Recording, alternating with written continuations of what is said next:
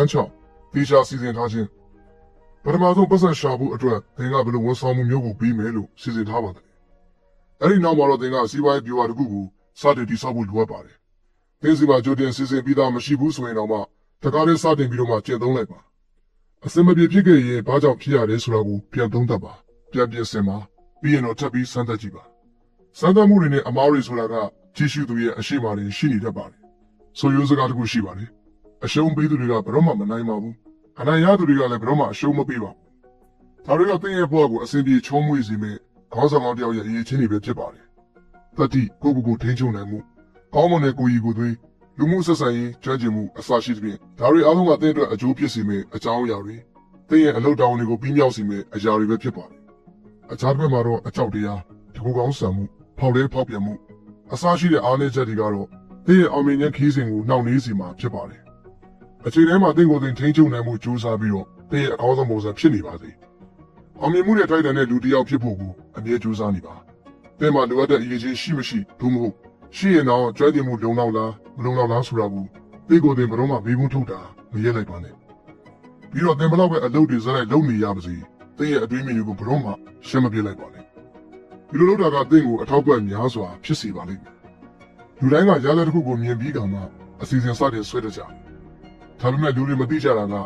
ပြုလုပ်ထားတဲ့အစီအစဉ်တွေကိုလက်တွေ့ဘယ်လိုအကောင့်တွေဖော်ရမလဲဆိုတာပါပဲ။ဒါကြောင့်သင်ရဲ့အစီအစဉ်တွေကိုလက်တွေ့အကောင့်တွေဖော်ချင်တယ်ဆိုရင်စာရေးသူဟဲလ်ကဖော်ပြပါအဆင့်၄ဆင့်ကိုအကြံပေးထားပါလေ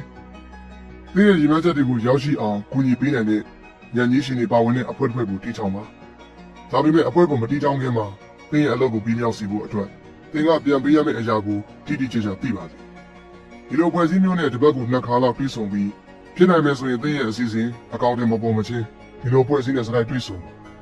ဒီတစ်ချိန်လုံးမှာသင်တဲ့ဒီအဖွဲ့အစည်းရဲ့ခြားတာဆက်ဆံရေးကိုကောင်းမွန်ထိန်းသိမ်းထားပါသင်ရဲ့ရည်မှန်းချက်ကိုရောက်ရှိနိုင်ဖို့အတွက်တခြားလူတွေစီကအထောက်အကူအညီလိုအပ်ပါတယ်ဘယ်သူကမှသူတို့တယောက်တည်းရဲ့ကံတရားနဲ့ထုံးပေါက်သွားတယ်ဆိုတာမရှိသေးပါဘူးသင်ရဲ့အစီအစဉ်ကကြာရှုံးခဲ့တယ်ဆိုရင်ချက်ပြီးတော့အစီအစဉ်ဆွဲပါချက်ပြီးတော့လှုပ်ဆောင်ပါအလုံးမပြည့်မချင်းတက်ကလှုပ်ဆောင်ပါအောင်မြင်မှုဆိုတာပဲကိုယ်ရဲ့အရာမဟုတ်ပါ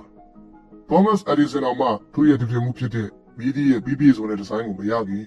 အချိန်ပေါင်း1000လောက်ကိုခဏခဏဒီဇိုင်းပြင်ဆွဲခဲ့ရပါတယ်။ဒါပေမဲ့သူကဘယ်တော့မှအရှုံးမပေးခဲ့ပါဘူး။သူ့ရဲ့နီလာအောင်ကအလုံးမပြစ်ဘူးဆိုတာနဲ့နီလာတဲ့ကိုဖန်တီးပြီးအသုံးပြုလိုက်တာပါပဲ။ဒီလိုနဲ့ပဲနောက်ဆုံးမှာတော့သူ့ရဲ့ရည်မှန်းချက်ပန်းနိုင်မှုအရောက်လန်းနိုင်ခဲ့ပါတယ်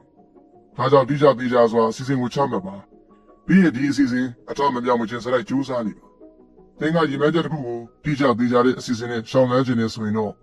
goals ဒီမဲ့ချက်ပန်းလိုက်များဆိုတဲ့အတန်းစောကိုနားထောင်ပြင်ပါလေဒီစောကိုသိစိနားထောင်လိုက်တဲ့အချိန်မှာပဲအကြောင်းအရာသုံးခုကိုအသေးချာနားလည်သွားခဲ့ပါတယ်ကောင်းမွန်တဲ့နီလန်းတွေအသေးစိတ်တဲ့တိုင်းတာလို့ရတဲ့ရယူနိုင်တဲ့ဂျွန်ဂျိုစီဒီယိုနဲ့အချိန်ကန့်သတ်ထားတဲ့ရည်မှန်းချက်တွေကိုချမှတ်ဖို့ဆိုတာကအရန်ကိုအရေးကြီးပါတယ်သင်ရဲ့ကြီးမားပြီးအချိန်ကြာမဲ့ရည်မှန်းချက်တွေကိုအချိန်တို့အပိုင်းလေးတွေအဖြစ်ပိုင်းခြားလိုက်ပါဒါမှသင်ကလွယ်လွယ်ကူကူရယူနိုင်မှာပါနောက်ဆုံးမှာတော့သင်ရဲ့ပန်းနိုင်မှုဦးတည်ပြီးတော့အလုပ်ကိုကြိုးစားလုပ်ကြမှာအခန်းခွနဲ့စီရင်ချက်ဒီအခန်းရဲ့အဓိပ္ပာယ်ကတော့ရှင်းရှင်းလေးပါပဲချိန်မဆွဲပါနဲ့ပြီးတော့သင်ရဲ့ဆုံးဖြတ်ချက်အတိုင်းလုပ်ဆောင်ပါတက္ကနာတာရှုံးနေခြင်းကိုယုံကြည်မှုအားနည်းခြင်းသက်ကကြာရှုံးခြင်းအစရှိတာတွေကသင်ကိုနှစ်ခါပြန်စဉ်းစားစီပြီးတော့မှ